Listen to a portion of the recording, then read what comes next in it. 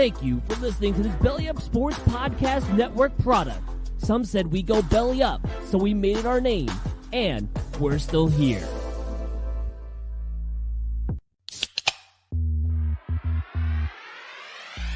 Call yourselves Title Town? Are you kidding me? That's fraud. It feels like a gray area. Spoiler alert, Canada. Cup's coming back to the US of A. There's way too much negative stigma attached to strippers. I hate you guys so much. My dog just shit his ass. Hey, everybody, what is going on? It is Wednesday night, the night before Thanksgiving, the biggest party day of the year. This is Craft Brewed Sports. I am Mike. With me, as always, is Scott. Scott, how you feeling tonight, man?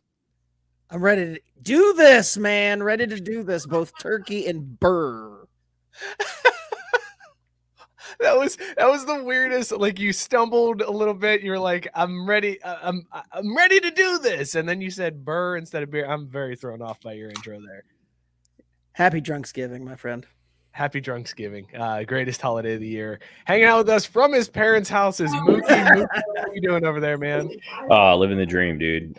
Real excited to be back. I feel like it's gonna be real good to catch up with you boys. It's been a couple weeks since I've talked to you, so it's gonna be a good time. Let it build up comedy and sports takes. We have missed you. I've also missed you spilling your beer before the show even starts. That's a great way to get started. A good omen for the start of the show. Yeah, right? It's going super well. You know. But hey, you want to say hi to any of the family, or let's say hi. Hey, there's mom, wife, dad, everybody. All right. That's walking in with the trash. All right. just in case the execs from Belly Up are listening today, if our numbers are a little low today, that's why. It's so and everybody's getting a live show tonight. That's right. Where you're recording. I love it. Well, tell the family we said hi, Drew. I know they can't hear us with your headphones on. We got an awesome show for you guys tonight. I'm just hoping I don't get grounded. That's what I want. Before the end of the show, I want your dad to yell at you for swearing, Drew. I want your dad to get mad at you. You want my dad to get mad at me before the show's over? Yes. Before the show is over, I want Drew and his dad fight. Do you really? I mean, would that be difficult? I don't know. I mean, I almost threw a TV off a balcony one time because I was really pissed at him. But and then I put it out in front of the house. Yeah. Well, we need this story. What happened? What caused this, Drew? You need to break the beam. Pass. I'll tell you what happened. Yes, please do. Please. So he was, I don't know, 12, 14. And we had always said no TVs in your bedrooms, right? Because we were like super good parents. And so just real quick, because I know our listeners are already asking the question. No, there was no porn or co-eds involved. So we relented, and he had a TV in his bedroom for like 4 days, and we called him down for dinner. And he wasn't coming. I finally went up there, and he was watching the TV. So I literally unplugged the TV, walked it out. We had a house that had like a bridge across it, and I was literally going to drop it off of that, except then I realized it would have broke the tile, and my wife would have killed me. So I walked it out and put it out for the garbage in front of the house. That is amazing. It's better than when I came and thought sat down. And the best part was his sister Anna. She looked and she's like, "Oh, Dad is pissed." Yeah, but I don't think we left it out for the garbage. I think we brought it in. It did not go back in his room though, because it was like, "No, you're not doing this." Oh, that is awesome. This is gonna be a damn fun show. I want to hear more stories of Drew growing up and getting in trouble throughout. Oh, no, you don't. Ben Bigelow laughing at work when I would talk to you on the phone. Hey, so Scott, what are you drinking this week? There was the one time we were driving back from a soccer tournament that we had taken his sister to. I'm not going to go into all the details. But I'm driving. His mother's talking to him on the cell phone, and she just keeps saying, "Oh no, Drew. Oh, you didn't, Drew." Oh, Drew, and I'm driving thinking, what the is this kid done? So, and then we had like after it was all revealed, we still had like a 3-hour drive before I could choke him. So that was but he's a good kid. This is the best beginning to a Thanksgiving Eve show that you could possibly imagine. Family stories about This is Drew. exactly what you want. When you go back home, you want to sit with Pops and Mom and hear all about the dumb stuff you did growing up. So I'm glad we got to be a part of this. Yeah, and the key here is that half of that stuff's been revealed by my sister, not by me. Like I got away with it. Yeah, actually, he's right. His sister. So Drew got away with a lot of stuff that we never knew about until his sister started telling us, like when she was 18 and 20. Well, we did this and we did that, and I was like, "Why are you telling us this now?" But she thought there was something important in being honest. Yeah, she was all about being honest. Yeah, many years after. Like, God, being honest. Yeah. What a difference in siblings that there. Yeah, so stay in school, kids. Always have legal representation and nixing it till you die, man. I did deny. I did tell both my kids that as soon as they turned 18, the most important phrase to know was, "I would like to speak to my attorney." Because they're 18, man, and when you're 18, Shit gets real. Yeah, it's a real totally different story. So let's see, what else can I tell you guys? I'm trying to think what else I can tell you about. And scene. Drew, don't let your dad leave. We're gonna hear more from him throughout the show. I want to hear more stories and more embarrassment. I want to see if your face can get as red as mine normally does during the show. Well, I think then what we'll do is just bring him in on the CFP reaction bit, and then I know shots were fired in the group chat earlier this week around Scott's specialty, so we may have to bring the better half in on that too. But we'll see how things pan out. A lot of show left. Yeah, tons to get to. We're going to talk NFL overreactions, Hard Knocks. Scott is bringing back Haters Guide to Hard Knocks. We are going to talk some college football playoff rankings and this LeBron fight. Our boy No Chill Gil chimed in with the epic chime in best of all take time. ever. Just No Chill Gil being No Chill Gil. And then probably going to do some hockey later on. Before we get to all that, though, let's talk about these beers that we are drinking tonight. Scott, what is in your mug on this Drunksgiving? Well, pumpkin beer continues. So here it is again. I have pumpkin pillows, which is a pumpkin pie ale from Jagged Mountain Brewing Company. The description got me. It said it was brewed with pumpkin juice. And I'm like, that's a weird way to say that. Pumpkin juice? Never heard it described like that. Pumpkin juice, toasted marshmallows, cinnamon, nutmeg, and allspice. Oh, yeah. This one right here.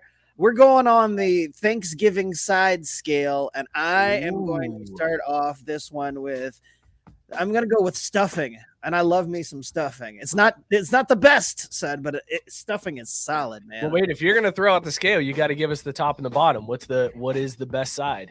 Mashed potatoes and gravy. This is the top side, baby. That's good. That's a winner. What's the bottom of the scale? Oh, the bottom of the scale is salad. Have you ever been to Thanksgiving or had Thanksgiving and somebody shows up with a salad and or provides salad? And I'm like, who the hell eats salad on Thanksgiving? Nobody. And you know why that person brings salad? It's because they're a terrible cook, and somebody already claimed bringing the beer, so they were like, I'll bring a salad then, I guess. And they just dump a bag in a bowl, and they're like, okay, ready to go. No, Mike, that's no excuse. Because look, speaking as the guy who's entered canned chili into chili cook-offs 3 years in a row now, there's always the option for the canned cranberry sauce. So, like, if you can't be cooking shit, then just get the canned cranberry sauce that for some reason everyone still loves. And I love it. Don't you hate on it? I love it. No, but here's real talk. Here is the worst side, and I will die on this hill 10 times a Sunday. The marshmallow top sweet potato shit, whatever that is. I don't know if it's a casserole or that thing is awful, atrocious. You're wrong, but leave it outside. All right, Drew, what are you drinking tonight at Mom and Dad's house and rate it on the Thanksgiving side scale? Yeah, so mine is, and this took me a minute to find on Untapped. It's called I Enjoy Romantic Walks Through the Produce Department.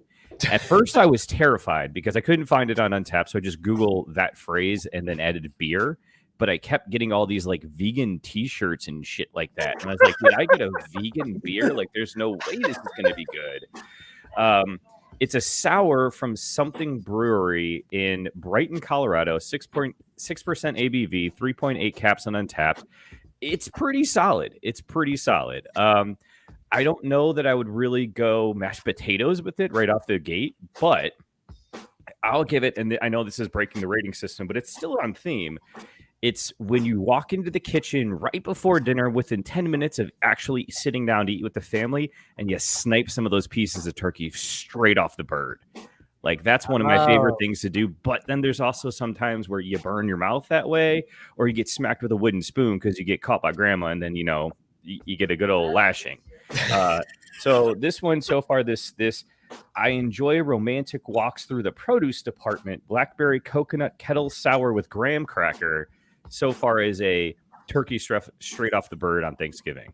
I dig that one. That's a well done rating there, Drew. This week, I think I've had this one on the show before because the name sounds very familiar to me. But I'm drinking Face Down Brown Ale from Telluride Brewing Company out of Telluride, Colorado. It's a delicious brown ale. This one's got really good flavor, and I'm digging this one so far. I think on the Thanksgiving, you didn't do that one. That's the one I did. Did you do it? Okay, that's the one. Remember, that's the one that they put in because the one I wanted was sold out, and so they gave it to me as hey, this is one of our highest rated beers, you'll have this one. And I'm like, oh, okay, cool. Is it just me, or does that name and description make you think of butt stuff? Yes, absolutely. That's why I bought it, because I was like, Face Down Brown, that's funny. That's a good one. Well, we've known since before college you were always into butt stuff, Mike, so don't feel bad about it. Although if you're in the South and you say Face Down Brown, it's a little different. Race car. I'm not allowed to play the transitions. I couldn't get there fast enough. Thank you. Race card. It's better that Mookie just threw it out there in his voice. Do it again, Mookie. I want to hear it one more time. Race car. Now do it British. Do it British. I fucking hate you both, but I was going to try to work this in at some point soon, but I saw this great new show that I think is going to help me with my British accent. I got to binge through some of the series or the shows to get caught up. Have you heard of this Ted Lasso thing? Oh my God. It's freaking hilarious, man. Like it's also a show that I think everyone in the family could get down with because of the way they positioned the storyline early on. I don't know. We'll see how it holds up, but it's pretty entertaining. I love this that Mookie is just discovering the show that we've been telling him for months. To watch forever. He's like, yeah, you should watch it. No, I'm not doing that. It's about a football coach that's not actually coaching football, but he's coaching football. It is an amazing TV show. It is so really well great. Also, this beer is an amazing beer, and I would rate this one. Oh man, this is. I'm probably going stuffing too, but stuffing's higher on my list. Like stuffing is just barely under mashed potatoes and gravy. That's what I'm saying. Like it's right there. Like you're like it's like mashed potatoes and gravy so high for me. Mashed potatoes and gravy and stuffing are like 1A, 1B for me. Those are the two. And yeah, because most of the time I'm spooning them together. I'm getting that little bit of stuffing in there with that mashed potatoes. What are you doing? Scott's having a menage. That's what he's doing. Keep those separate. You can get like 1 or 2 bites that way, but you keep those separate, man. Of course, you would go separate but equal on your plate. Big shock. See, and here's what Race card. 2 times in the first half hour. Let's go. First half hour, we haven't even gotten out of Mike's beer rating We yet. haven't talked to you yet. We're still. I want more Drew stories. Gabe says he's drinking Wicked Weed Brewing Pernicious, ranking it as mac and cheese. Mac and cheese, solid side. Controversial. Actually, that's something I wanted to talk about, and I was going to get into that in NFL overreactions, but we can get into that right now. Before we jump to mac and cheese, because y'all were hitting hard on the stuffing topic, I need to know, what is your stuffing recipe? Like, I don't need to know like tablespoons of salt and that shit, but like generally, what is your stuffing like? Well, after I open up the box of stovetop, I generally follow the directions. Boom. No, we do homemade. My mom I'm down for whatever has stuff my you give grandma's me. recipe, and now my wife uses that recipe, so I get grandma's stuffing every year, and it is amazing. I don't know. Yeah. You gotta like stale out the bread, and then you gotta break it all apart, and then you gotta like put in the onions and the celery, and it's good. I don't know. But you don't put any weird shit like carrots in there, right? No. I hate when people put don't- carrots and celery into the damn stuffing. Don't do that bullshit. You can do celery. Celery's fine. Don't you talk Yeah, shit about celery's celery and legit. stuffing. I'm not celery okay. and stuffing's- Unless it's cooked. Like, I don't want it to be crunchy in my shit. Like, that's the thing. No, Like, you cook it first. no, I know, but I've had people where it's just like, why is this still crunchy? Like, not raw, but it's just it's Dude, not cooked enough. Man, Scott, why do you hate yourself so much? A little crunch is not a bad thing. Like, learn to embrace that, bro. Oh, man, I need Wait, that Scott, are you stuffing. saying you like wet stuffing more than dry stuffing? Yep, I like gumming it, baby. Is there such a thing as dry stuffing? Oh yeah, there's dry stuffing. Oh yeah, You there's can't- dry it's not stuffing. in that case. It's not stuffing. They call it dressing because it doesn't go in the bird. Yeah. It goes in a pan outside the bird. And they call it dressing. But man, it is. It's good. Dry stuffing is where it's at. But then you get dry stuffing with a little gravy on it. Anyways, who was the dude from the Patriots that said mac and cheese is overrated? I saw the headline and I didn't. Some look any idiot. further I because thought it was Cam Newton. Wasn't it Cam Newton that said that? No, well, he may have also said that. I don't know. Well, see, now you're missing the callback to the preseason when he nicknamed Mac Jones Mac and Cheese. Matthew Judon? Who the fuck is Matthew Judon? Then got his ass cut. Wait, that's somebody for the Angels. I don't. Wait, what? What? What the hell's going on here? Drew. I don't remember Cam Newton calling Cam Mac Newton Jones Mac and nicknamed Cheese. Mac Jones Mac and Cheese in preseason because they were talking to him about all his nicknames for all the players as like a way to like build camaraderie and shit like that. And then he got his ass cut for him. And so that's why I think he would believe mac and cheese is overrated. Yeah. Okay. Now I get the joke. I know it's too hard-hitting when sports. you- I Yeah, when you have apologize. to explain it. So this dude from the Patriots comes out and says that mac and cheese is disgusting.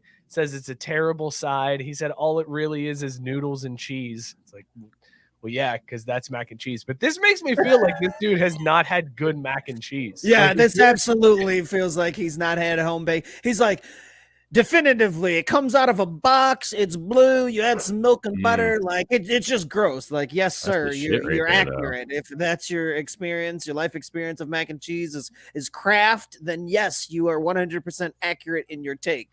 But if you've had real baked mac and cheese, then get the fuck out of here with that take. Why is he saying the bathrooms be less busy if you stop eating mac and cheese? Again, to Scott's point, someone's done something wrong here if mac and cheese is having you blow up the bathroom, dude. Like, you know what? He may be lactose intolerant and just not figured it out yet. I feel like whoever brought the mac and cheese that led him to this viewpoint should have brought salad that year. They shouldn't be allowed to do mac and cheese. They would have been safer. I brought the mac and cheese. Let me just, you got a pot and 6 cups of water and get this thing cracking. Half a stick of butter. I love the idea of somebody just being like, hey, where can I put this packet of cheese? I just need to set this somewhere. It's not ready yet. I'll mix it when the time comes. Don't lose that. Don't lose that packet of cheese. You ever done that shit? You ever set the damn packet of cheese down, forget where you set it? Fucking panic sets in, man. Like Digging shit. through the trash like a psychopath raccoon that's trying to the find that thing. Like, worst. did I throw this one? Oh my Worst. god! You know what else is worse? When your kids get like the character mac and cheese or like the Oh, different those are shapes so rather gross. than the straight ones. They're disgusting, but they have different directions What? on it. So And you they have don't to, have like, the same consistency. yeah, of it's different. cheese. and it's different. It's like different amounts of butter, different amounts of milk. Yeah, so you throw the screw box away that. because you're used to making the same mac and cheese all the time for the kids, and then it The comes next time thing to you know, it's put it in, runny it's as like, fuck. oh no, this is Dude, good. y'all don't know what you're doing. Clearly, like the characters you use specifically to capture and hold the cheese in. If you want to, does that prick eat spaghetti? Says Whitey. Which one of us are you referring to? He's talking about Judon from the Patriots. I know. I just want to see him say that to Judon's face. That'd be a really good segment. Whitey goes after Judon. That's a good one. No wait, Drew, you think the character mac and Actually, that cheese headline holds up? sounds accurate. Whitey goes after Judon. Race card.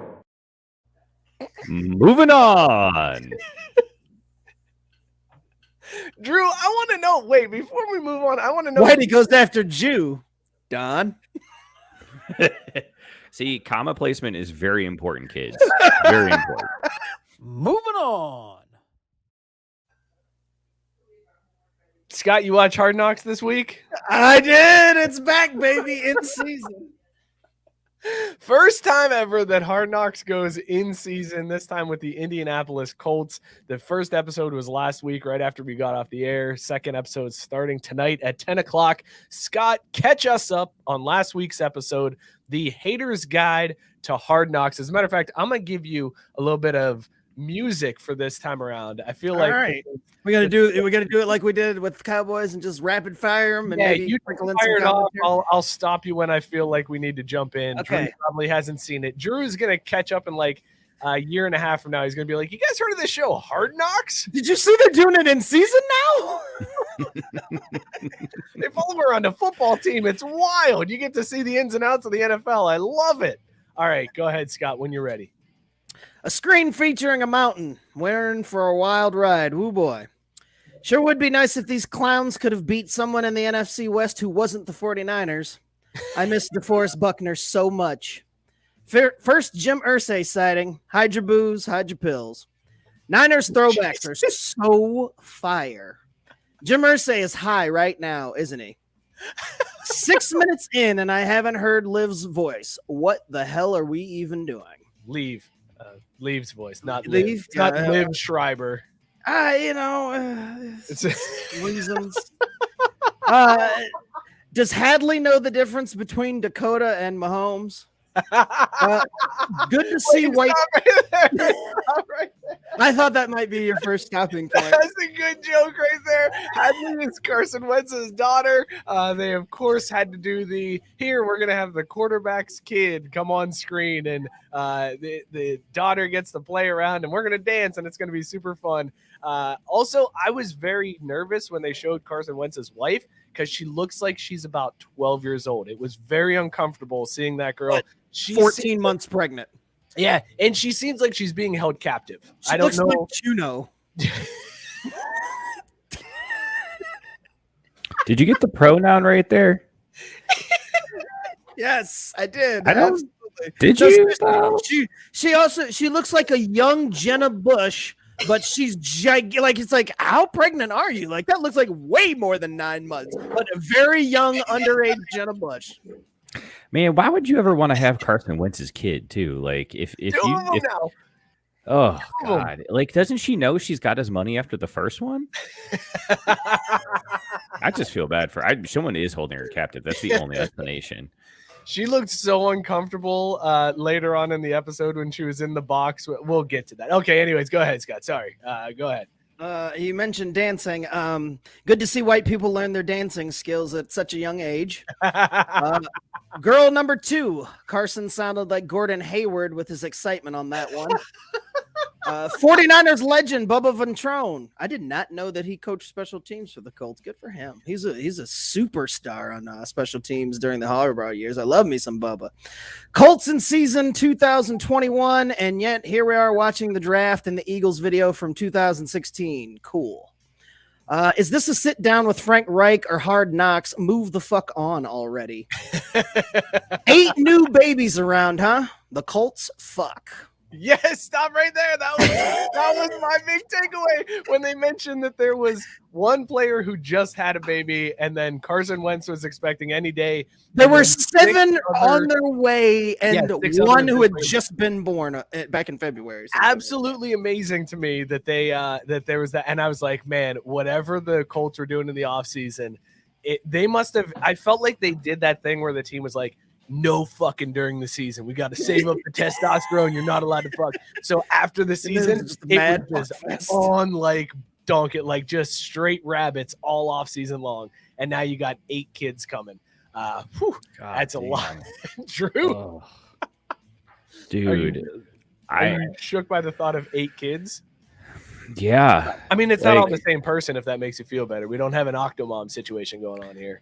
I mean, wait, you mean not all the same person or not all at the same time? Because both are bad.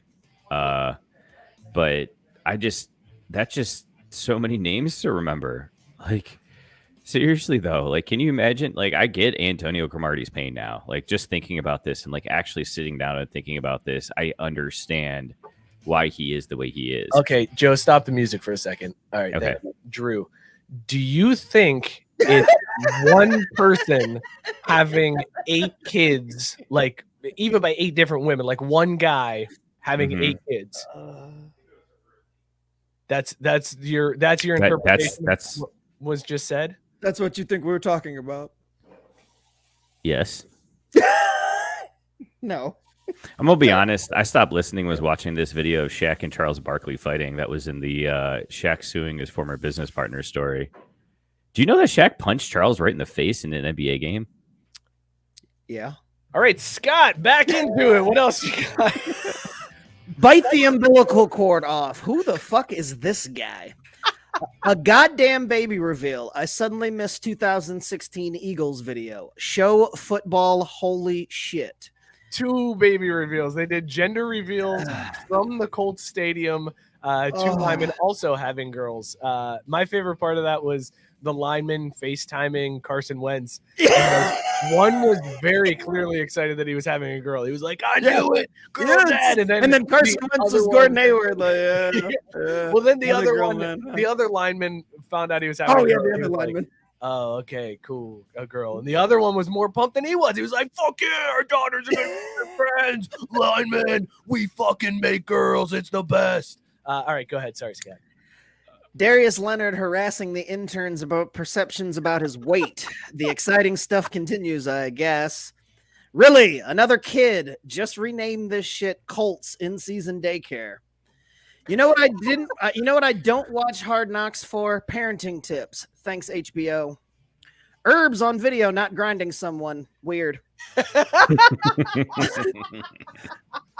Only Jonathan Taylor we acknowledge as the 90s teen heartthrob. Sorry, other guy. You damn right about that, Scott. You damn got right. damn right. JTT. This fucking conversation about Taylor is goddamn cringy. He's good. We get it. He's not a fucking legend. Chill the fuck out. How's your wife feeling? I wish Carson would have responded like Lloyd in Dumb and Dumber. What the fuck is that supposed to mean, bro? Looks at clock. 5:09 a.m. Fuck off with the 5 a.m. is early shit. Don't these fuckers supposedly get up at like 4 a.m. to train every day? Guess that's all been a fucking lie my whole life. LOL. The gym, but not the first one in at the delivery. Yeah, it's like 5 a.m. is when you're getting induced, dude. It's so early. Why so early? It's an unheard of time. Like we know why. We know why. Carson legit was like, I just don't fucking know. I guess that's when they got me in, dude. Fucking asking me. Shit. We know that none of those dudes have been referred to as a gym rat in their draft stock. Never. 5 a.m. is too early. LOL, I could watch a group of NFL players trying to secure a loose football in slow motion on repeat. That's got to be where the phrase like a monkey funking a football came from. Funking a football? Yeah, you heard me. Fucking a football, you asswipe. Wait, Sunshine is the first time the Jags have ever had the first overall pick. I would have lost everything gambling on that prior to hearing that stat. A kid chugging Sprite on camera for almost a minute. Why am I still watching this? Is he good? How the fuck would she know from up in the skybox with you?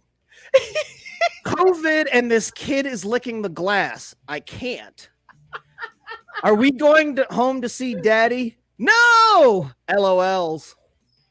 Ohio State throwing bananas in the trash can was the most interesting thing in this episode. Not off to a good start, Colts. Oh, Scott, well done. That was a well done recap of the first episode of Hard Knocks. If you missed it, now you know what happened. Yeah, dude, the kid's licking the glass. I was like, can you not have your child lick glass? And then especially since it was Wentz's kid and he's walking around with the mask on, so clearly unvaccinated. Yes. Like there's no, he's following all the protocols, so he's unvaccinated, and his kid is licking windows in the stadium. It's like, I really hope they disinfect all of this box. And they like the kids are like in each other's faces. They're like, oh, she wants to give you. I'm like, his dad's not vaccinated. You might want to back away there.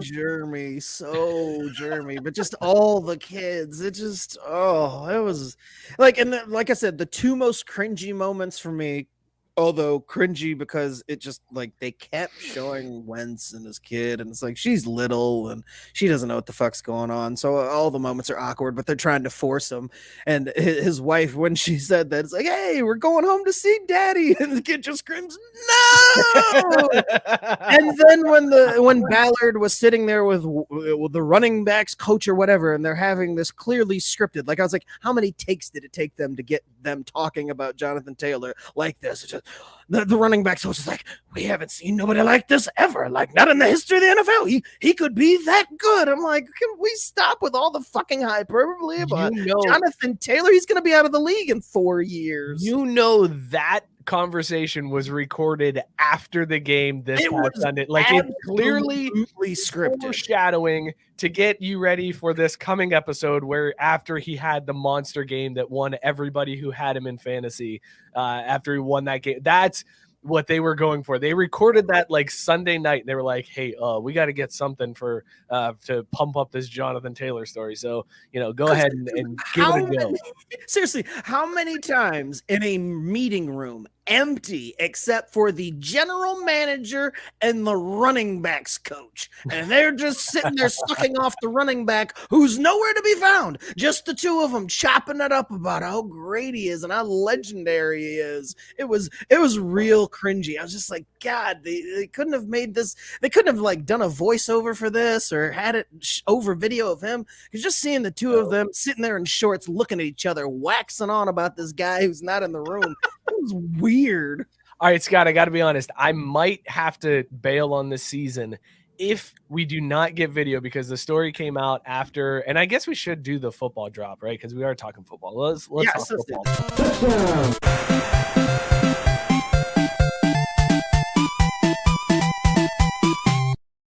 If we do not get video of Jim Irsay autographing $100 bills and handing it out to Bills fans in this upcoming episode of Hard Knocks, I want no part of the rest of the season. That story came out that in Buffalo, Irsay was autographing $100 bills and handing it to people from the box. I was like, oh my God, this better be on Hard Knocks. If this is not on Hard Knocks, HBO can kick rocks. I'm done. Liev Schreiber will not be able to save that fact anymore. That was a huge game. Overreaction time, fellas. The Bills, they're done, right? Like, they're out. They are a terrible team. Probably should look at drafting a quarterback. May need to just move the franchise to Canada at this point, right? They may need to draft an entire defense if they're just going to let Taylor and anybody else run through them like that every Sunday. Holy shit. Like, seriously, first picks, just defense down the line. Who's the highest rated defensive guy we got on our board? Take him. Holy crap, that was horrible. Drew, did you see any of that game? No, I was watching other ones because I really didn't have anyone going in that game for fantasy, so it didn't matter to me. The real question is, if they move the team to Canada and Canada does not let the team in because they have unvaccinated players, does that count as a win for the Toronto Bills? Ooh, that's a good question. So you're saying move them to Canada to help your win percentage, because you're not going to have to play against Aaron Rodgers ever. That's a hell of a home field advantage. Or Joe Flacco, or any other number of quarterbacks. Apparently, Carson Wentz wouldn't have been playing in that game on Sunday. And that would have changed the entire outcome. Did he even play? I don't even know if he played on Sunday. It doesn't really matter. I mean, honestly, like, it's Carson Wentz, right? Like, he probably went like 18 for 35, threw for $180, a touchdown and 2 picks with a fumble. Like, that's Carson Wentz's career right there, But for some hillbilly out of that North Dakota state or whatever the hell it is, he's made himself a nice little living. He's got himself a captive child bride that's giving him children that lick things. So, hey, it could be a hell of a lot worse. He could have the entire same situation, but still be stuck in the Dakotas. That's a fair point. That is a fair point, Mookie. Scott, what do you got as your first overreaction from the week? Niners Super Bowl still on course. It's not. There's no stopping them now. They've won 2 in a row. Did you see them dismantle the Jags? Man, tore the shit out of them. It's happening, baby. The Jags, another conqueror of the mighty Bills. Exactly. See? So by transitive property, the Niners are better than the Bills at this point because they beat the Jags beat the Bills. So there you go, Niners over the Bills. Super Bowl time all over again. I just realized you're wearing a Braves World Series hat. It didn't even click until I was wearing that last week. You didn't see that? No, I didn't see that last week. God damn, man. You bought all the gear. My God. Your bank account it's got to be drained at this point as you're drinking from a world champion's dugout mug. Yes. Listen, Mike, new generation. These are investments here, right? These things will age very well. And they're going to be collector's items when, 26 years from now, the Braves have another shot at a title run. Right, when Scott's an old man and has another chance to see the Braves win. Mookie, what's your first NFL overreaction or football overreaction or any overreaction? Yeah, Joe Flacco's the new Jay Cutler. His unvaccinated ass is apparently worth a risk, and playing with house money, as Salah says, as he continues to miss time for being on the COVID list. But listen, and this is what really sold me on it, is that he is a great quarterback, a Super Bowl caliber quarterback. If you need someone to step in and calm an offense down, Joe's our guy. That sounds just like my boy Jay, just he's still in the league. I love this idea that Flacco is just Jay Cutler reincarnated. By the way, Mookie, Whitey said, I spit my vodka out at Captive Child Bride. Well done. Yeah, I guess that's to you, man. That's a little redundant because I don't know that there is a none. But, we should probably just get your overreaction here. Well, I gave you one there, and I apologize. I don't have the mixer up. I was looking to give you a rap air horn for your actual solid joke. There it is, and it's not going to play. It's not playing. That's disappointing. That is very disappointing. All right. Well, it better start working for when you get booed. That's all I know. I'm going to go out on a limb here. I'm not getting booed tonight. Wow. It's not happening. Is it because the board isn't working? Is that why you think you're not going to get booed? No. It had nothing to do with that fact. I can feel it in my bones. It's going to be a strong showing for me tonight. Okay. All right. Fair enough. Yeah. Fair enough. I got that Ted Lasso guy on my side, I believe. My next overreaction is the Steelers. God, you are terrible. What a terrible organization. I hate everything about them. Cam Hayward punching Justin Herbert in the stomach. They're just trash. Everybody associated with the Steelers, trash. Ben Roethlisberger can't win the big game. He's done. He's washed. The whole team should just mail it in. They're done. I hope Mike Tomlin leaves for USC because that's the only way he's going to find a job with a winning program again. And that's saying something because USC is garbage too. So there you go. Steelers, you're out. Scott, what's your next overreaction? My next overreaction is to take your overreaction and replace every instance of the word Steelers with the Seahawks, Mike Tomlin with Pete Carroll, and that is my overreaction. Like every time you said Steelers, just throw in Seahawks. Cameron Hayward, you can omit that. Well, Russell Wilson for Ben Roethlisberger, he's fucking washed. Pete Carroll, he needs to go back to USC to ever have a successful winning season again. And yeah, the entire franchise is just dog shit. What happened there, man? Like that? Don't care. I'm loving it. Russell Wilson can't find the broadside of a boat. It's great. Like both of them, both the Steelers and the Seahawks were like programs that you like penciled in the Steelers as the AFC North champ every year. Like, and granted, the Browns were garbage and the Ravens didn't have Lamar Jackson. They were actually running with Joe Flacco, the elite passer that he is. But you had like the Steelers were like the class of the AFC North, and you had the Seahawks for a stretch there as the team to beat out west. And now both of them, like the cyclical nature of the NFL is mind-boggling to me, man. How you could go from being that dominant for so long to being complete and utter trash. It's amazing to me. Absolutely amazing. It makes it more infuriating that the Patriots have just been good for like 2 decades straight. And they're good again. Yeah, like, they had one come kind from of this bad year? season, and now here they go again. They started off and it was like, okay, here we go. They're not good anymore. Bill Belichick doesn't have it. He's got this quarterback that he's not going to be able to turn into Tom Brady. And now here we are. The Patriots are near the top of the AFC. They are back again, and it is awful. It is awful to see them being good again. Mookie, this is how this whole story ends, isn't it? We're going to go from we went from Brady winning last year to Bill winning this year, and us still not being able to decide who was the better of the two during the run. No. That's you just hit on it. That's what we've got. So Bill's going to win it this year. The Bucs are going to get tripped up somewhere along the line. They're not going to make it to the Super Bowl. Bill's going to win it this year, and then next year, Bill and the Patriots versus Brady and the Bucs for the Super Bowl, and that decides it all. It's the trilogy to end it all. That's incorrect. That is not what's going to happen. I hate everything about what you just said. This is the year that the Patriots play Tom in the Super Bowl. It's going to happen. And it's going to be like what you said, Mike, where Bill will beat Tom this year. So we still don't know. And then just to really fuck with us and stick it to everyone, they're both going to go to Detroit and win it again. Just to really shove a huge middle finger up to all of the NFL historians and everyone involved with the league. They'll be like, look, we're so good. I would hand them GOAT status if them as a package deal went to Detroit and won a Super Bowl in 1 year. 100. Look, all I'm saying is if there's one thing we know about Tom and Bill, they know Motown. Okay, Mookie, what's your next overreaction? Oh, I need another one to top that.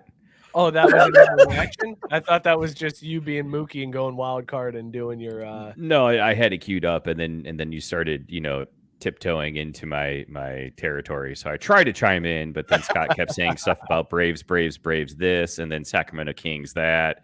What? Shit happens. Caitlin wants to know, are the Lions going to get their first win tomorrow morning or no. tomorrow, not night? Yeah, they've got that sweet 12 o'clock spot where nobody will be watching. Thank God, because the Bears and the Lions sounds like a punishment on Thanksgiving and not an absolutely is. To watch. But they are saying that Nagy, apparently there's reports that he's been fired and tomorrow is his last game, which is an awkward thing to be like, listen, we're firing you, but you still have to work until Thursday. And then afterwards, get the hell out, and we're getting somebody else in there. Did you see that an Illinois high school had to apologize because during a game, the students were chanting "Fire Nagy" during the game? So the high school Why? Why did they apologize? You gotta. Here we are telling kids they need to tell the truth and they need to express their opinions in a polite manner. And Fire Nagy is about as polite and truthful as it gets. They could have said, fuck the Bears, fire Nagy, but, they just went with half of that. And it's the truth.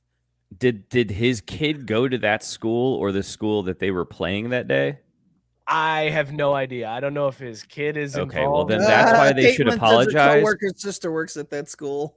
Oh shit, Caitlin, we need a whole story here. We need you as a correspondent to tell us what went down. Why did they apologize for that?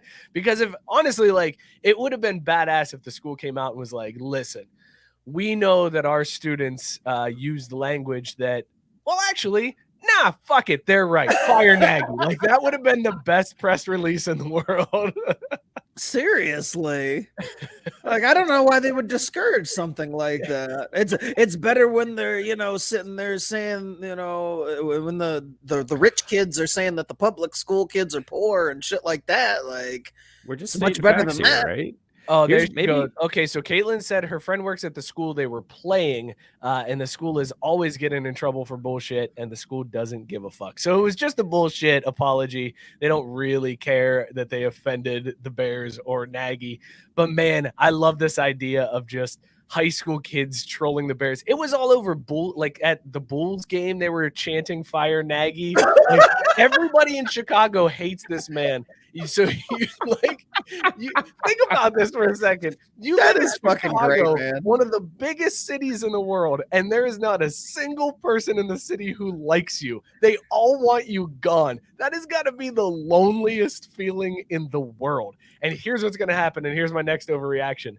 Nagy gets fired, and next year, his replacement Jim Harbaugh. That's right, because Harbaugh is going to lose to Ohio State this weekend, and he's going to leave Michigan, and he is going to Chicago. Yes, the Bears will hire khakis. It'll be his triumphant return to the NFL, and he's going to get smoked in the NFL just like he did in college. No, hang on. Let's pump the brakes on all that smoked in the NFL talk. It's going to happen. His NFL career is stellar. Let's not shit on him. I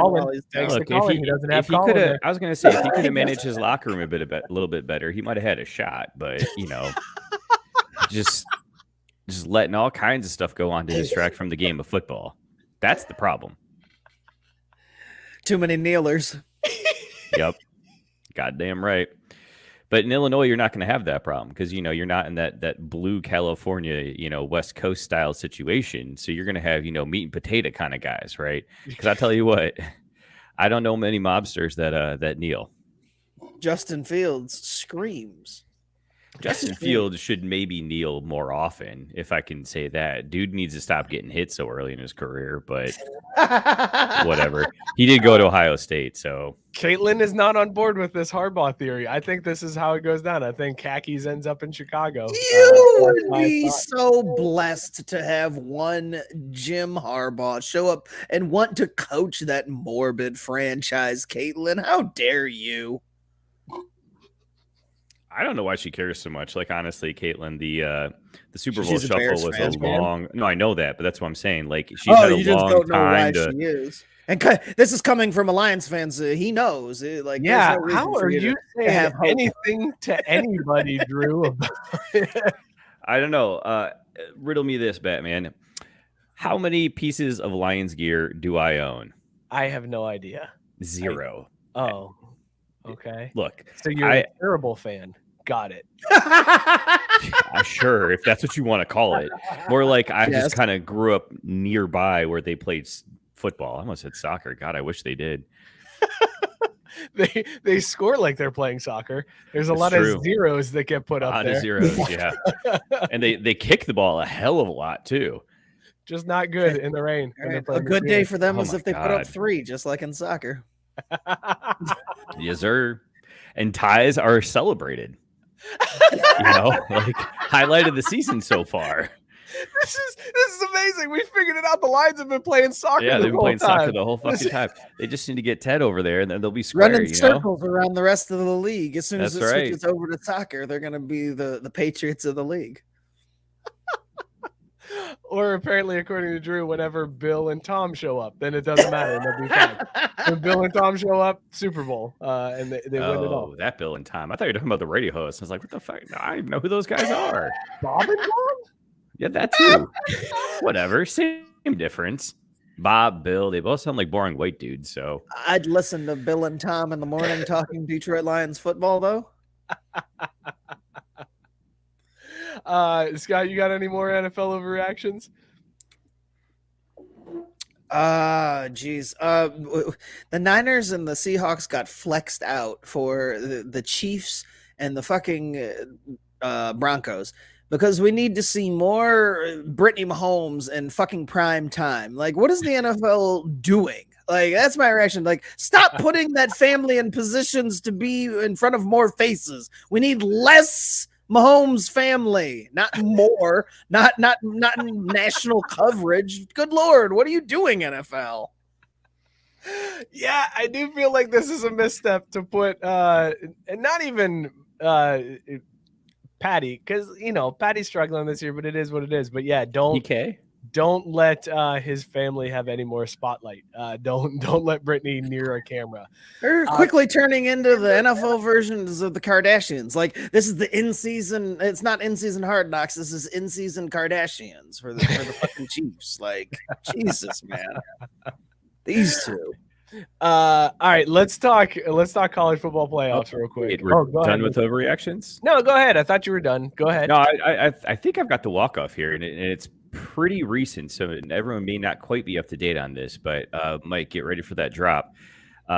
Everson Griffin will be Talkspace's next spokesperson following up Michael Phelps. Wait, what? Okay, never mind. We'll just go. You apparently didn't hear the story today about Everson Griffin and the Vikings. No, I heard, but Yeah, your original question was it stands. What? Because that's the same thing I was thinking. why was that the walk-off, man? Why are you making that joke and saying this is the walk-off? As soon as you started, it was going to be so bad you were going to hit the moving on, and then we'd be on to CFP. As soon as you said Everson Griffin, I was like, "Damn it, this ain't no walk off." All right, let's talk college football playoffs quickly. we gotta pivot very quickly here.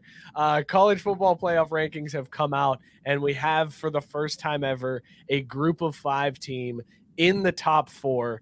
UC sneaks their way in at number 4. No real change towards the top. Georgia still in there. Ohio State, Alabama. You've got Cincinnati at 4, Michigan in at 5, and then Notre Dame hanging on, baby, hanging on at number 6. So, Scott, my question to you: does UC hold on to that number 4 spot as we move through the next couple weeks?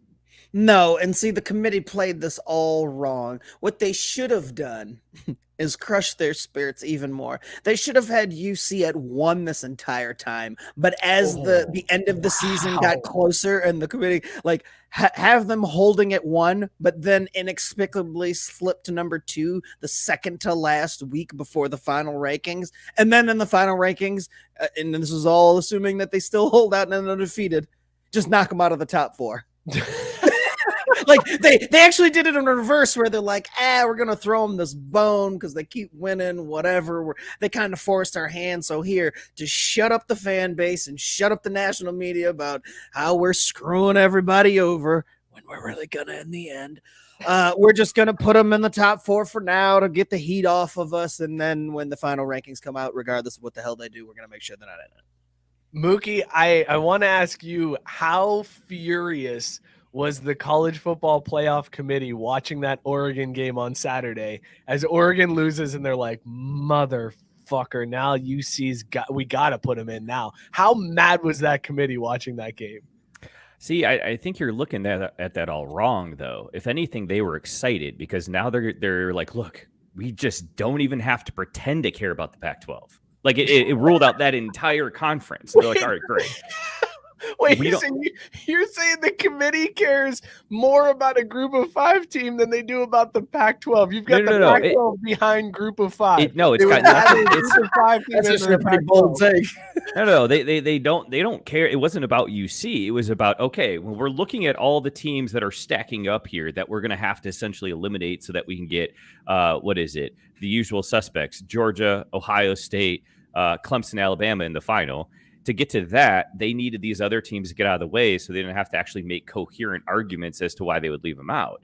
So well, that's why my theory holds. That's why my theory holds. Exactly. They can throw in UC now, and it means absolutely nothing. It's like, just throw them in the token thing. We've still got weeks left until this thing ends. So even if they end up undefeated, we'll fuck them later. Two solid weeks. That's the thing. We're running out of time to screw them, and that's why I was surprised. No, they're not.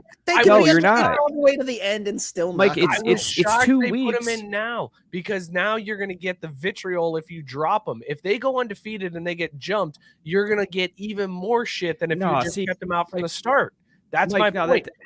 That doesn't matter. The 2 weeks we have left are 2 weeks that have some of the most decisive games. Alabama, Georgia in the SEC championship. Loser of that, people can understand when you keep them out.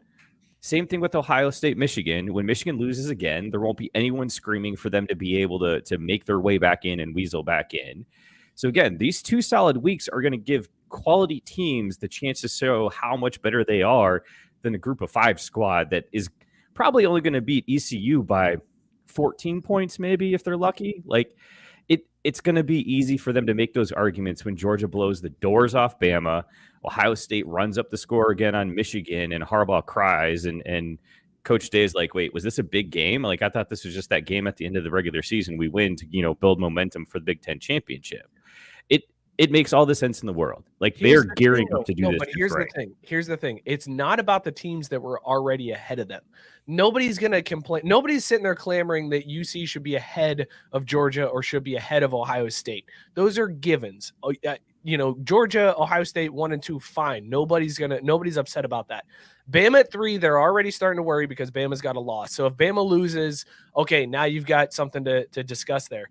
My bigger thing is, I thought the committee was going to put Michigan at 4. I thought they were going to have Michigan jump UC now so that, one, it doesn't matter because one of those teams, either Ohio State or Michigan, falls off anyways. But now you don't take UC out of the playoffs if for some reason Michigan wins this game. Like, there is the other thing too, it's about the teams that are behind UC. You got Oklahoma and Oklahoma State like hanging out back there. They are trying to angle to get the Big 12 back into the playoffs. That's why those teams have moved up so much over the last couple of weeks.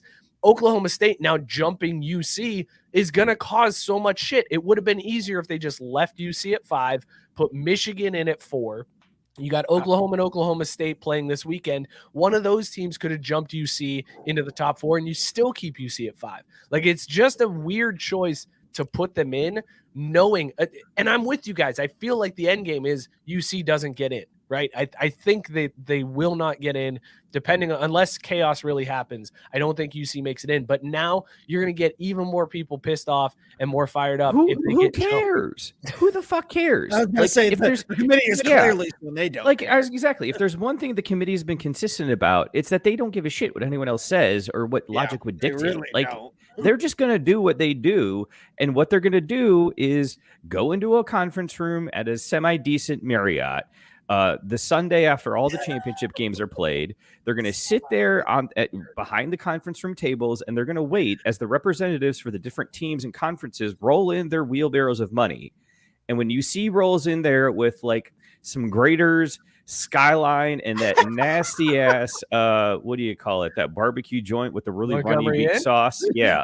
We've got a welcome to Cincinnati basket, a taste of Cincinnati basket for you guys. Hey, they're going to look around. They're like, who the fuck let this guy in? Like, how'd they get past security? Like, straight cash, homie.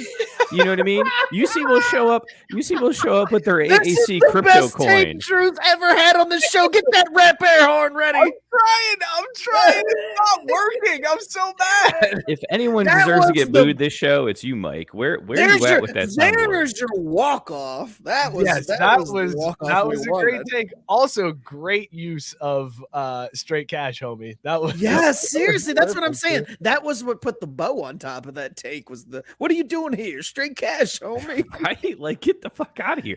I can't pay my kids' tuition bill with this shit. Runny chili, what the hell? Right? Like, God, don't any of your foods in this city have flavor that don't also give you diabetes? Like, come on.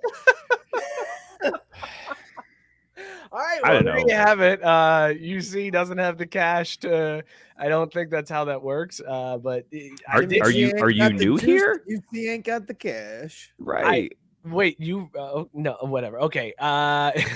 Drew, so Mike says pass. Drew, I want you to break down the Notre Dame path to the playoffs as you're wearing a Notre Dame shirt that has the green screen in the Irish. It's been bugging me all show long. Ironic. Hold on, let me see if I can fix that. No, leave it. I think it's beautiful. Keep it right how it is. Isn't that better? That's so much better.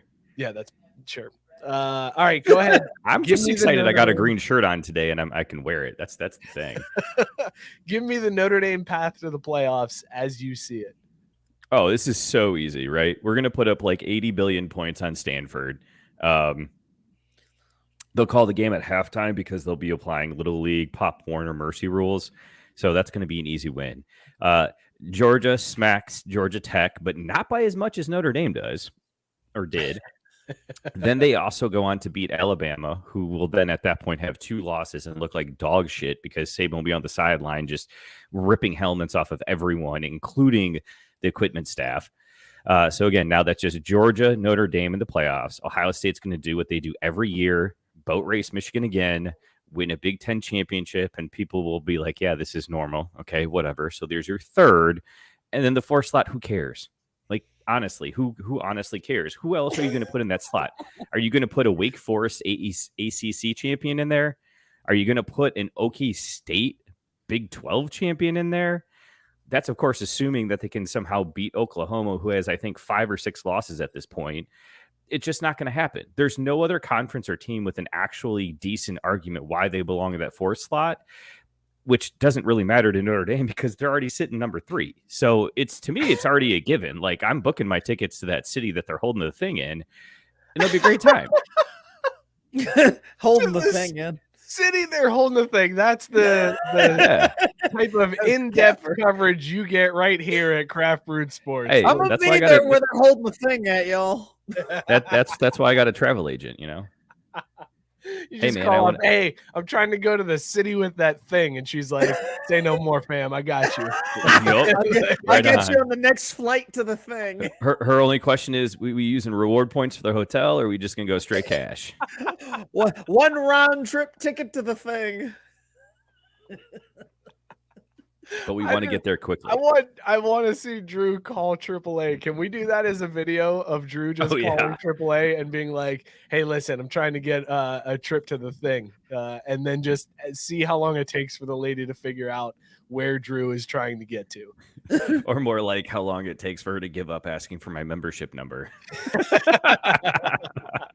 No, sorry, ask for your membership ID. Yeah, no, but like the thing, like that thing, I need to get there and I need to get a ticket because they're going to skyrocket in price soon. I'm in. I got nothing else going on. All right, good. We're going to do that. That'll be a fun one. Let's give a shout out real quick to our friends over at Beer Drop. If you need to fill up your beer fridge, look no further than our friends over at Beer Drop. craftbrewedsports.com/beer drop is where you want to go. They got award-winning craft beers starting off at under $4 a serving. It is delivered directly to your door. Just go to that website, fill out your flavor profile. They will curate a box and ship it to you. $5 flat shipping with our link, craftbrewedsports.com/beer drop. If you don't want to sign up for one of the plans, you can still go in there and shop and order beers and have it sent to you at that $5 flat shipping. It's amazing. It's delicious beers. It is the best way to get beers that you don't get around these here parts. So go check them out, craftbrewedsports.com/beer drop. Fill up your beer fridge today. Sell out. Sorry. Weak, bro. You do it then. Sell out. Scott, you do it now. Sell out. Oh, you sold out for that one, Scott. Yeah, I like it. Damn. Well done, man. That was a layout sellout. Thank you. Let's talk a little basketball real quick here, fellas. Boom shakalaka! So this isn't really necessarily basketball talk. It's more just about LeBron trying to fight over the week, and not really fighting. He had a cheap shot.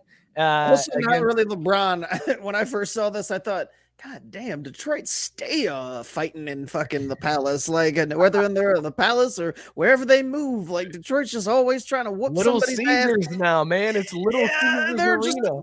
They're just always trying to start some shit, man. Scott, are you trying to say there's to the day of the Malice in the Palace? Like, that's fucking crazy. Are you trying to say that there might be something in the water? Well, Flint, there's nothing in the water because they don't have water. But I'm just saying, Detroit's down river of Flint, so. Oh well, yeah. You know how it is. There's a whole lot in the water. Ain't Oh, supposed yeah. to be. Mm-hmm. God damn you two. God damn both of you. Why? What? What happened? All right. So I gotta ask this question. When this whole thing happened, when LeBron throws the elbow, he gets suspended for a game for his involvement in this melee that occurred. When it happened, all of the takes that I saw were LeBron's soft. LeBron's a pussy. What a pussy LeBron is for doing this. LeBron's a bitch. I can't believe LeBron is such a dirty player. What a cheap shot from LeBron. LeBron's such a bitch. How is that possible when for the last 18 years or however long LeBron's been in the NBA, all I've heard is LeBron couldn't play in the 80s or 90s. Look at how these dudes used to just punch each other in the head going up for layups. LeBron couldn't handle that in the 90s. And then he does it, and you call him a bitch and you call him soft. I don't get it. Like, how can we have it both ways here? Let me go ahead and give you the extra color here, Mike. Let me round out this picture, because the difference is LeBron threw that bow and then hid behind Russ. That shit don't fly. No, he didn't. No, he didn't hide behind Russ. He did not hide behind Russ because Russ was off in the background looking like the Notre Dame leprechaun. He was not in front of LeBron looking like the Notre Dame leprechaun. He was standing there with the most awkward hands up, not wanting to fight in any way. None of the Lakers, nobody in the NBA really wants to fight. Like, that's the thing about this. Nobody really wants to fight. I feel like the dude from the Pistons did want to fight, and that was the problem because everybody else on the court was like, whoa. We're supposed to just pretend like we want to fight. Why are you really trying to fight right now? He was man? trying extra hard too, fighting off his own teammates multiple times. Up and like, down. dude, calm the fuck down.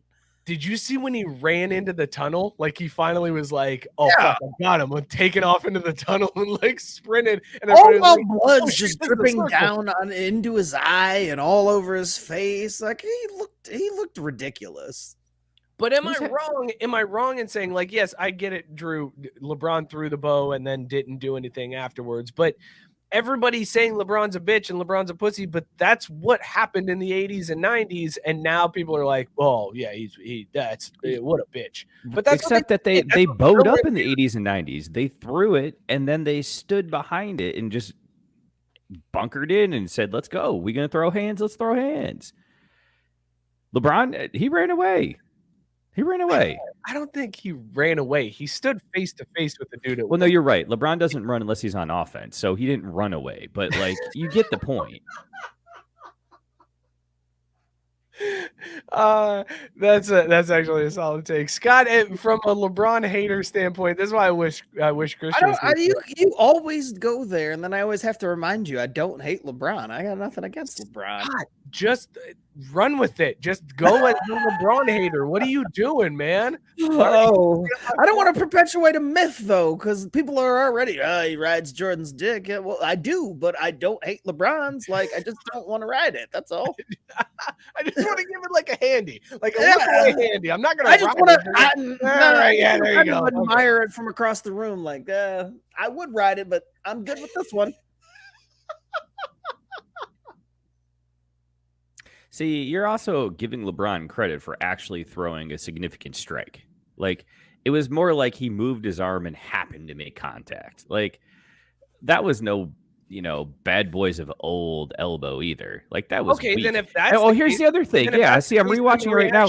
Then the reaction is a complete overreaction, and everybody complaining that LeBron should be suspended for 50 games is full of shit. Like, there is no. This exposes LeBron haters in every possible way, because no matter how you look at this, the people who hate LeBron are wrong. Because if that's the case, if it was like, well, then it wasn't really that big of a shot, it was just an accidental blow, then he didn't deserve any suspension. It was an accident. Shit happens. Well, no, he did, because immediately after he did it, he apologized, which makes him look soft. So, like, we can't stand for that. Okay, so what you're saying then is he did not deserve any suspension because it was an accidental elbow. No, he deserved a suspension for being a little bitch and apologizing. So you've got Silver calling up LeBron and being like, "Listen, I wasn't going to suspend you, but you were a bitch and apologized, so I got to give you a game." Well, I don't think he used that language exactly. It was probably more along the lines of, well, never mind. I'm at my parents' house. Scott, give me your honest LeBron take on this one. I don't know what's going on over there. I think it was just an honest mistake. Like, dude got all worked up, but I didn't think LeBron did anything overly malicious. Like, he immediately stops and looks at him and is like, "You good? My bad." And dude lost his shit. Like, LeBron isn't known for being a dirty guy. And anytime LeBron has actually gone at anybody, it's been in direct retaliation. And there was no like, oops, maybe, or we weren't questioning. It was like, yeah, well, LeBron went at dude. Like, and it happened. I mean, it's happened like what, 2 or 3 times ever. So this was just ridiculous on dude's part. And I don't even know dude's name. He's just dude. Bloody face. What is his name, Drew? Isaiah Smith. Isaiah Smith. I knew it was. Can we show tweet videos on air? Is that a thing we can do? Possibly. I don't know why. Check the doc. Oh boy. I got a definitive angle here that shows LeBron did it on purpose. Oh, you've got it. Definitive angle that it was Definitive done angle. on purpose. The Yes. Twitter account is @zapruder.com. No, dude. No, that's a grinder handle. Get it right, dude. Come on. My bad. All right, hang on. Let me see if I can pull this up here. Let's see if this will work. And I don't know if this will play correctly. So you're saying to anyone saying that LeBron, Lamo. Yeah, that guy right there. this Might need is to make the- it bigger. I don't Watch. know. He looks, finds his target, and then strikes. That's not the Targeting, Dude, ejected. No. In college, that Also, shit it would get you a looks like- 15-yard flag, it no looks doubt. like Smith is like grabbing at his face there too. No, he's just trying to grab a little nipple. He's trying to rip his tit off, and LeBron. So you're How saying did Mike? How do you this rebound? So this completely changes your argument from before that it was an accident and LeBron's a bitch for apologizing. No, I never said that. Okay, man. I just said he was a bitch for apologizing. I didn't say anything about it an accident. With how much you're moving the goalpost, so I apologize.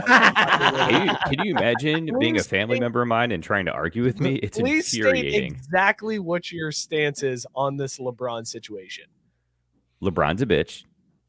He tried to apologize. Did he do it on purpose? Who cares? The dog does, I apparently. was just gonna say, Yeah. dog was like, didn't happen. She's got all kinds of feelings about this. All right, let's talk real quick. I want to get into what No Chill Gil said about it, but I'm trying to pull up the screen. Scott, while I download this so that we can show it on screen, I want you to set up how No Chill Gil went about addressing this situation, and then I want you. We'll do a Craft Root Sports Theater. I'll have you read it once we get it on the screen. If that works for you. He addressed it like when I first saw that he had responded. My thought was, if he responded how he should have just totally called this dude out, and that's basically what he did, explaining to dude that you're wasting your time, and there was no sense in it letting it get to that point. Like it was ridiculous that he did it, but also. Yeah, congratulations. You're just a nobody. So no matter what, you were going to come out on the losing end of this, even if you were justified. All right. Drew, did you see No Chill Gil's comments on this situation? No, I was told to wait for the live reaction segment. Oh, you did? You were? Who told you that? Because I didn't tell you Our that. producer. Joe? Why is Joe always coming in here and messing my shit up? That's Dude, what I I want to don't know. All right, hang on. I've almost got it here, fellas. Give me 1 second. I should have been a little bit more prepared for this show. That's on me. I apologize. Okay, we've got it now. Here we go. So we're gonna do a dramatic reading, Scott, of No Chill Gil. Or please get into character. You gotta. Yes, exactly. Get ready. Guns on me, willing to shoot from anywhere on the court. Nickname after a random middle 2000s household item, and let's go. Okay, here we go. Let's get the music to play for you here. This is Scott's dramatic interpretation of No Chill Gil's comments on the LeBron James fight. At the Isaiah Stewart. Hey, brother, I'ma just be real with you here. Shouting emoji. Pack all shit. Pack your winter jackets and boots because your ass is about to be traded to Budapest, in parentheses, somewhere. 3 laughing, crying emojis. I don't know what type of bomba clot blood got in your eye, but you can't charge at the hashtag king like that on TV. 100 emoji. You will be drug tested. Hashtag twice expeditiously. That says TI voice. Oh, TI voice. I thought that said twice. Man. TI voice. Expeditiously. Laughing emoji. Just to make sure that rage ain't drug related. We don't do that in the NBA. You probably haven't read the memo on fight attempts in the NBA. Number 1, don't square up with @King James. @Easy Money Sniper ever. 100 emoji. Number 2, them 2 light-skinned boys @Stephon Curry 30, @Klay Thompson on GS. Don't let your chest get puffy towards them or your ass is done. angel head emoji. Number 3, only 2 teams that's allowed to fist fight without any real penalties is wherever at Rajon Rondo, at CP3 at sideways laughing emoji. Number 4, wait till your teammates get around you and then act tough. In parentheses for the crowd. Sell it like WWE. Okay emoji. Praying hands emoji. Told you. That's it. Good luck moving forward, my man. I don't know which emoji that is. Kind of subtle smile. P.S. This was the worst. Or wait, this was worse than the gun and the locker room situation. Crying, laughing emoji. Some can say this was hashtag attempted murder. Angel emoji. Grimace emoji. Only thing that can save you right now is, in parentheses, MJ dropping episode 11 of The Last Dance, and he edits all Scottie Pippen scenes out. Or, in parentheses, Vanessa Bryant dropping hashtag the Mamba last season, 100 emoji, praying hands, angel emoji. If you think I'm bullshitting, ask at Enos Cantor 11. He got too close to the king back in 2016-17, and the Turkish president been trying to catch his ass ever since. Running emoji, question emoji, grimace emoji, angel emoji. And see. Well done, Scott. Well done. What a great reading. My favorite part, hands down, is about the light-skinned Golden State dude. Them light-skinned Golden State boys. Or the fact that he accurately said that the only 2 people that can fight in the NBA and get away with it are Chris Paul and Rajon Rondo. They seriously have fought like 40 times, and I don't think they've ever been suspended. Why all of the emojis? Like, this had to take forever to type up. He had to be there forever typing this up. And then on top of that, he tags all these people in it. Can you imagine being Steph Curry and your phone goes off? Because he only gets notifications for like people like Gilbert Arenas. Right? Yeah, he's not getting like every notification, but he gets notifications for people verified. So he gets this notification. It's like, at No Chill Gil has tagged you in a post, and he's got to be thinking, oh, what the fuck? And then out here catching strays on a situation you had nothing to do with, weren't in the same city, the same state, nothing. And here comes Gilbert Arenas. But also underrated, being able to tie himself and make sure that his situation, it's reminded to everybody, hey, look, it wasn't that bad that time I had guns on a plane. Just think about this wild ass shit. I'm just saying. Just remember your boy No Chill Gil was that no chill. Attempted murder. I love that he brought in Enos Cantor. I was like, ask him about it. He got too close to the king, and the Turkish president has been after him ever since. I actually thought when he brought Enos Cantor's name into it, he was going to bring up the whole recent Enos Cantor China thing. And instead, he went back to the original stuff with the Turkish president. Did you see that they are now trolling? We talked about the high school chanting fire Nagy. There was a team that trolled Bronny Jr.'s team, and they just had a Chinese flag with LeBron's crying face on it. Ooh. And were waving that at the game for Bronny Jr. Like, LeBron is catching heat. I like how that school didn't apologize for shit. They're like, kid's gonna kid, right? That's where you just claim you didn't see it. Be like, I didn't know. Wow, I'm glad someone pointed it out to me. Shoot, I'll keep my eyes out next time. Oh man! All right, so there we go. That's the LeBron fight. That's your basketball news. The Lakers are complete dog shit this year. I don't know if they even make the playoffs. Meanwhile, Golden State is back to being Golden State, and here they are. They still don't have Klay Thompson. They're still just unreal. They're a cheat code. It's not fair that they've been getting top lottery picks over the last couple years. Like, I feel like it was all just a tank job for this season, and now they're amazing again, and they're probably going to win the title, and everything sucks. Also, the Brooklyn Nets weird like that. I still don't understand what's Yeah, happening there with weird. Kyrie. That's a good way to put it. Yeah.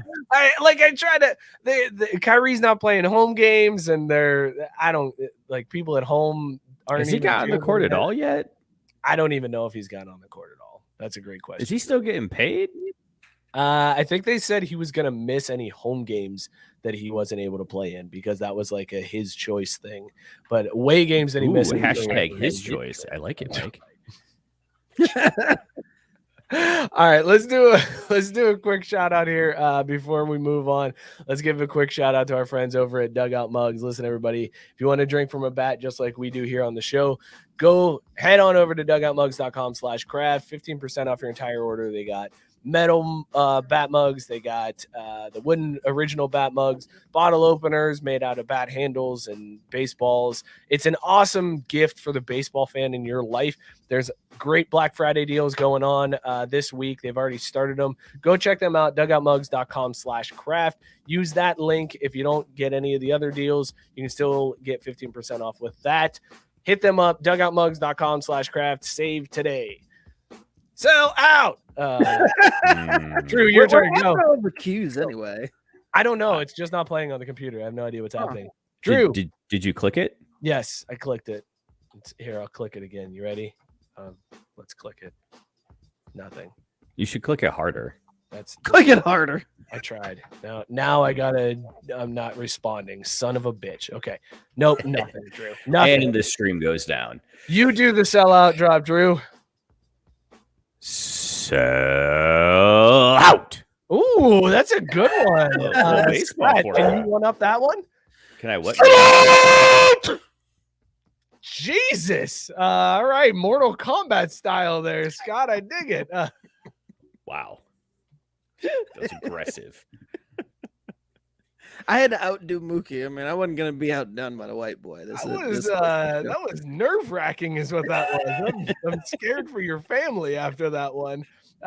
We're running a little low on time. I think tonight. the best part is that they're probably not even thinking twice about what they just heard. They're just like, yeah, Dad's fine. That's normal. They better be Drew, asleep. wait, you got paper towels. What'd you spill over there? Nothing. Did you spill your beer? Yes. You said that's twice. You spilled your beer to start the show too. Well, technically, it was a different one. And at the beginning, it was more of it foamed over. This time, it was like it sloshed out of the neck of the bottle. I can't take you anywhere, Mookie. All right, let's do a quick do that hockey. I didn't ask to go anywhere. That sounds good. Let's do a quick do that hockey. But hey, as they say in hockey, let's do that hockey. Scott, this is going to be an interesting do that hockey. Drew, I know your wife wanted to brag about her fantasy hockey league. Is Jenna still up for doing that?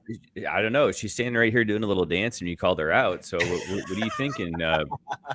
Is the GM of Breezy Boys ready to come chat about her success? I think she's saying she's not drunk enough yet, but I think you had some really good advice yesterday for all the fantasy hockey owners out there. Look, no one's forcing you to do this, but come on. You've always said that Scott doesn't know what he's talking about. Let's do it into the microphone where everybody can hear you. That'll be much better, Jenna. Yeah, that's the key. She's now disappeared from the room. Oh, okay. She ran away. Well. Okay. Oh, she had to get her Corona. Yeah. All right, Oh, Jenna, boy. tell us about your fantasy hockey team. What moves have you made to put yourself in first place? Well, I'm just gonna brag on myself for a little bit. So I'm Because I sure as hell ain't. 5-1. Girls are repping it over here, by the way. Girls rule and boys drool. I believe you were saying yesterday the key was something about starting players that get points in games or something. It's all about the game. That's the whole secret. You got to start players who score points. Absolutely. That's an amazing. If I had the rap air horn, I would give that one to you, Jenna. That's a great take. Who is your star? Who's the star on your roster? I mean, Tom Wilson is probably okay up there. Now, to be fair, Tom Wilson is one of the top point getters in our league because we reward dudes who get down and dirty. So for every hit, block shot, penalty minute you get, you also get points in our league, not just like those fancy pants Frenchmen would for scoring goals and stuff. So that's why Tom Wilson is her star, despite her having Connor McDavid as her keeper for the 4th year in a row. Oh my God. Okay. Tom too. Oh, you've had Tom the same period of time. Yes. Scott, would you have Tom Wilson on your team, on your fantasy hockey team? You're the hockey expert. Is that who you would go number 1 overall? Would you have picked Tom Wilson? I would have picked him 9 out of 10 times. There you go, Jenna. You got the endorsement of the hockey expert on the show. I tried. All right. So, Scott, I think you had to step away. Jenna's advice for fantasy hockey GMs is get guys who score points. How do you rank that advice? 10 out of 10. I mean, that's what you're trying to do is score points, right? Like, who the hell wants guys who are not scoring points?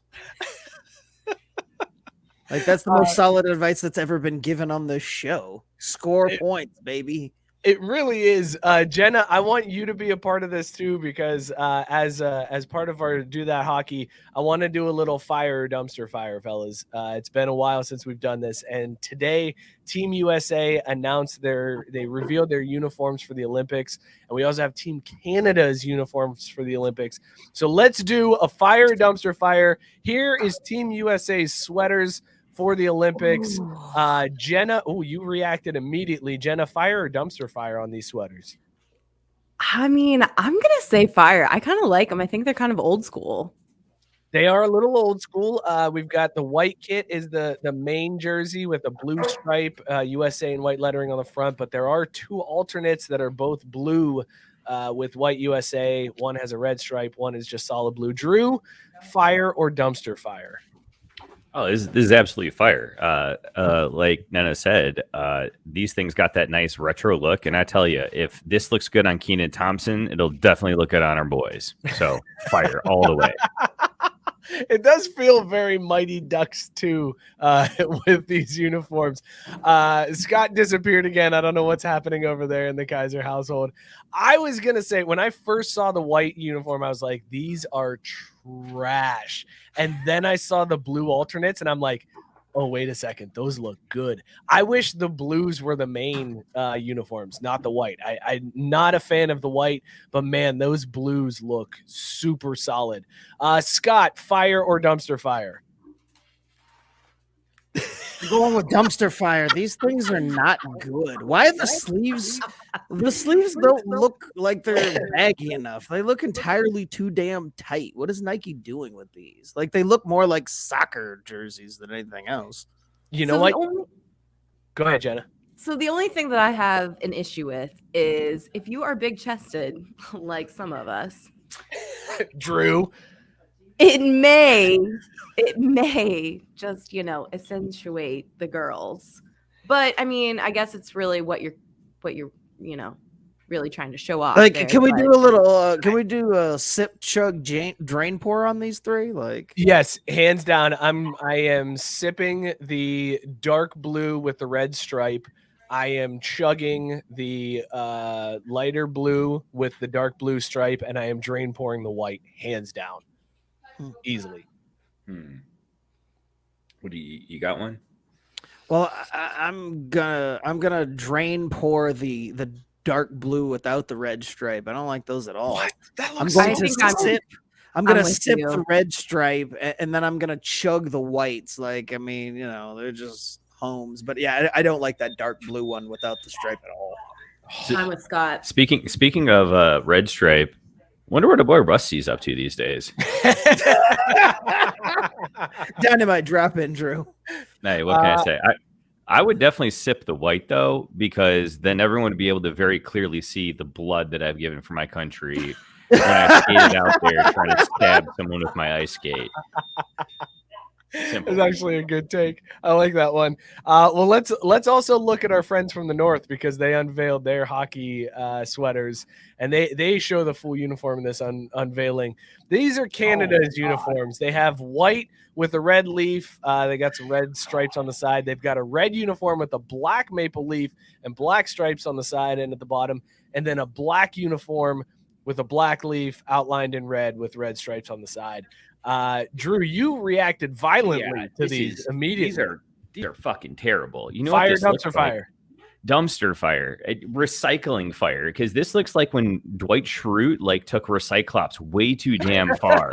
Like it starts out with what the hell's going on here with this white top on top of all these other just blocky colors, goes into something else where it's like, well, someone found the invert colors tool in their paint box and then ends up with this. Oh, we don't have to recruit these players. Like we get to pick the ones that come on the team. We don't have to, play to teenagers and try to get them to think the unis are fly. Like they're going to come play for Team Canada. Why'd you put this shit out? Jenna, are you in agreement with Drew's take that these are dumpster fires? Absolutely. I mean, I don't even know. Like, what are they trying to do here? It's like almost like a really bad version of like a Spider-Man or something. Like, I don't know. I just can't get behind it. Into the Canada-verse. Scott, fire, dumpster fire. Fire, but I'm making two switches. There need to be red shorts for the white version and red shirts also for the black version. Like, I know what they're going for with the all black, but I think the red shorts breaks it up a little bit, and the red shorts with the white ones I think makes more sense if you're going to have the black gloves, because it looks kind of funky to have the black shorts with the black gloves. Like, I don't know what they were thinking there, but yes, I think they're fire. They just need to add red shorts to the mix. Did they go to Play It Against Sports and just be like, hey, we're just going to put some of the stuff together? Like, we don't really got anything, but this will work.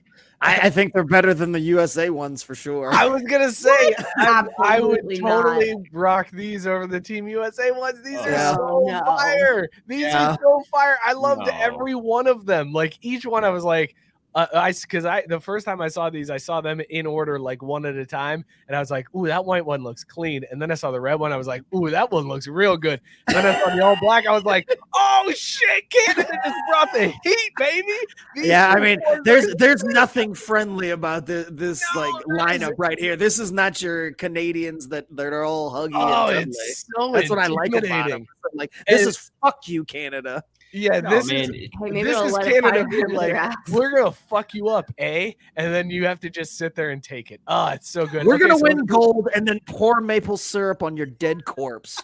Let's do a sip, chug, drain, pour on these three. Scott, sip, chug, drain, pour the Canada unis. I'm drain pouring the white because I dislike them the most as far as like the color. But I mean they're good, but I think that the red shorts would look better. You know what? I'm just gonna go in reverse, like kind of like you. I'm sipping on the black ones. I'm chugging the red ones, and I'm drain pouring the white ones. Drew, you're shaking your head.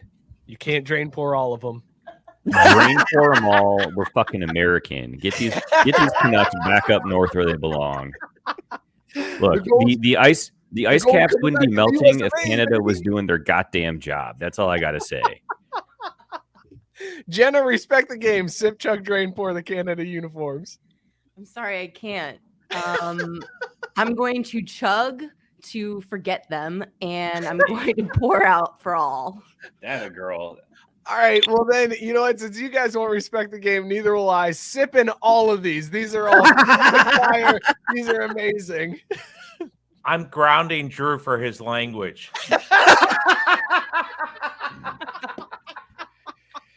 Well, at least you won't see him for about, I don't know, 2 months. Drew can't come out and play. At least I didn't get booed.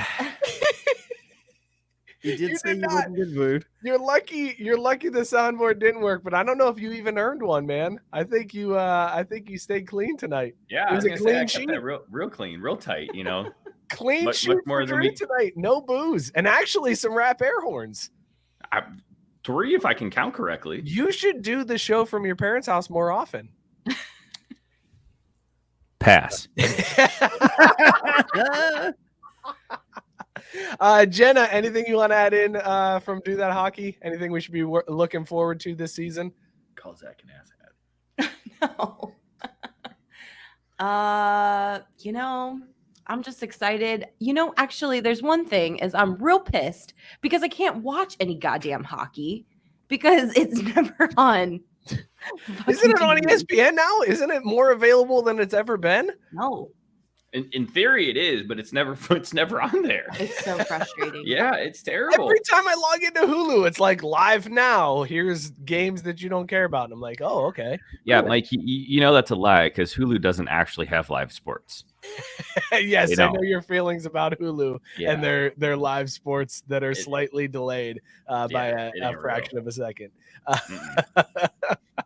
All right, Jenna, you want to hang around and do the end of the show here? Sure, why not? All right, good deal. Real quick, guys, before we get out of here, I got quick Scott already left. Yeah, I know Scott left, but I got a quick golf story for you. Playing a game of whack fuck here. Whack. That would be me. The match is back. Bryson, he's in it. Bryson and Brooksy, they're playing this week. Oh, wow. I can't wait. Be ready for it. The match, full recap coming next week. Playing a game of whack fuck here. Whack. All right, guys, let's wrap this up.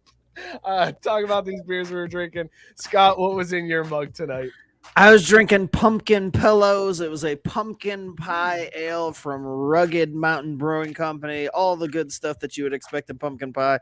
Look, I'm not going to go in depth with this one. This is fucking delicious in the upper tier of pumpkin beers, and rating it on the Thanksgiving side scale. I started off saying it was stuffing, which is right below mashed potatoes for me in that upper echelon, and I'm going to stick with it. It's not going to surpass the pumpkins of the world, but it's going to rest right near them, and I enjoy Pumpkin Pillows.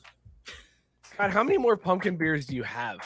Let's see. 1, 2, 3 more. 3 more weeks. Wow. So you're going to be all the way to Christmas drinking pumpkin pies, basically. I mean, pumpkin beer starts in Thanksgiving, and we don't stop ignoring pumpkin and pies and things along those nature until Christmas is over. So I feel like it's fucking fitting. You got a problem with that? All right. No, it's good. It's very good. Drew, what were you drinking and rate on the Thanksgiving side scale? So I like romantic walks through the produce department by Something Brewery in Brighton, Colorado. I originally started off with a different side, and I'm going to switch it up because it was good, but at the same time, it was another one of those beers that poured really foamy and just kind of got everywhere and got sticky, and it was all right. It was okay. So I don't know. I have no idea. I honestly have no clue. Like in my world, there's only like 3 sides to Thanksgiving. Mashed potatoes. I lied. There's 4. Mashed potatoes, stuffing, mac and cheese, and gravy. That's it. So if you're not one of those 4, I just don't even recognize you at the table. So all right. All right, good deal. Jenna, what were you drinking and rated on the Thanksgiving side scale? I mean, I was drinking Corona, so I would say it's pretty much in the middle. I would say it's a green bean casserole. You know what you're getting. You have to eat it because it's there, right? I mean, I love it. I love green bean casserole. Exactly. It's a nice salad. Corona's a good go-to. It's just like you're just like, well, this is here, so I'm gonna have it. But I really wish it was something different than this. But since it's here, like I'll enjoy it. It's fine, but I'm not gonna like go out of my way to find it. All right, fair enough. I was drinking Face Down Brown Ale from Telluride Brewing. I'm gonna rate this one rolls. Because rolls are those are an underrated side. And I love the roll. Here's why I love rolls on Thanksgiving.